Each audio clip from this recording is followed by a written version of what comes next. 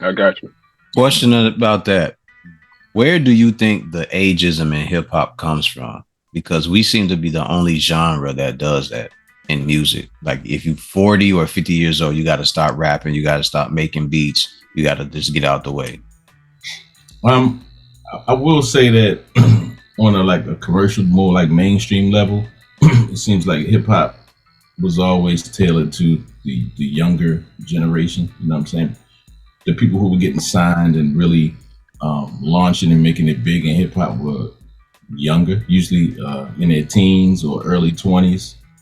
Not saying that nobody was successful in their 20s, but like a lot of those people who are successful now were getting started at that age, you know, when they were younger, from the Poor Righteous Teachers to the Biz Markie, rest in peace, to, you know, the MC Shans and everybody. I mean, the Jay-Z's, even the Nas, like they were all young when they got started. So they tend to deem this game a young man's game or a young man's sport. You know, it's very few that came in at an old age and dominated. I don't even really know off top who was old and came in and just dominated. You know, I know. I mean, a couple of independent artists that were older when they really launched, but they've been doing it forever. You know what I'm Yeah. saying? I just think that's Yeah, I where it was, comes from. But the other part is our culture. Like, you know, we got some things we need to work on in our culture too as a people. So I think that's yeah, just a big part of it. You know, everybody wanted to rap at some point, and then, you know, so culture wise, as you got older, if you're still trying to do it, you're chasing the old dream. It's kind of like, you know, basketball players. If you're young and you play basketball and you're nice with it, you're gonna get on at an early age. If you By the time you're getting out of college, if you're not nice with basketball, you pretty much give it up. So I think they take that same concept from sports and from athletics and stuff, and put it with hip hop as well. It's the same type of concept. right. That's what I believe.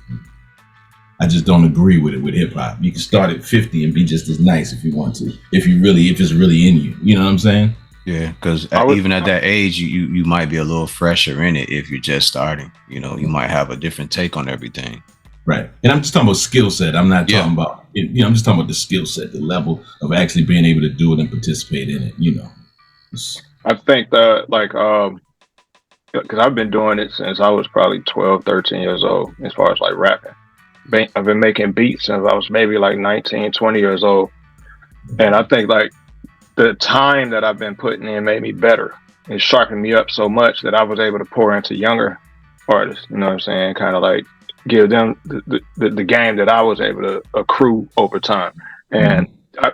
I, and with that being said, like I'm looking at like the artists that are, you know, late 30s, early 40s that have actually impacted the game in some measure, walking in the door like the Griseldas. You know what I'm saying? They middle aged men. You know what Yeah. I'm saying? Yeah. Ransom found his second wind on, you know what I'm saying, at this stage in his life. He actually found his lane. He got his niche. Rock Marcy. You know what I'm saying? It's like, yeah, these are niche artists, Right. but to know your lane and actually dominate in that area is what it's about. You know what I'm saying? Finding who your audience is. And I think like O said, the ageism aspect is, to me, I agree with you. It's a problematic thing that the industry kind of like reinforces because they want to make sure they have young impressionable minds that they can actually pass these contracts out to, who aren't going to scrutinize it as heavily because they're thirsty for the money. Right. Whereas you get a little bit older, you got something to lose, you got people that's dependent on you. You're going to look at these contracts with your lawyer, and you're going to go over these things, and you start making demands of your own. Right. You know what I'm saying? You have expectations too. And I could imagine that this industry, because we're not unionized, we're not backed by anything other than our own dreams.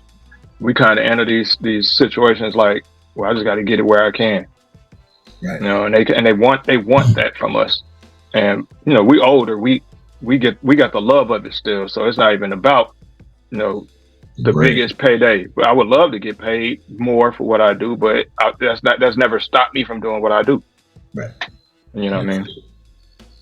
and And I I think think, it's also like you were saying that the industry, right? You got the people who control our music telling us that the younger generation, the older generation needs to get out to make way for the younger generations and to keep them divided. You know, they have to keep this system in place where the older generations aren't teaching the younger generations. We push them out so we can focus on taking advantage of the younger generation. But that's my opinion as well. So that could be a big part, because I mean, the older generation of hip hop is the ones that carried a lot of the knowledge, as in most other aspects of history as well. You know what I'm saying? As time goes on, all of the history doesn't trickle down like it's supposed to, as a fault of the original. Well, I ain't gonna say a fault of, but it's just hard. It's hard to take all that history and pass it down generation after generation after generation. It's kind of hard. It's hard to also kind of like convince somebody who's seeing some measure of success that maybe they should view it a little differently. Once they've already seen something that, you know, that satisfies that need that they have, at that point you just sound like you're hating. Yeah. You know. Karis once said one time, he was like, look, who am I to stop somebody from getting their bag? He said, I'm not fronting on nobody that's getting money. He just said, I have to get my money a certain way. I was ordained a certain way to, you know, as far as hip hop is concerned. I was here to teach. He said, I'm ordained to teach. And he's like, so It's not about the bread, you know what I'm saying? But he said, who am I to get in anybody else's way that's getting to the bag? He said, that's the type of society we live in. It's a capitalist society, and you need that bread, you know, so. Yep, absolutely.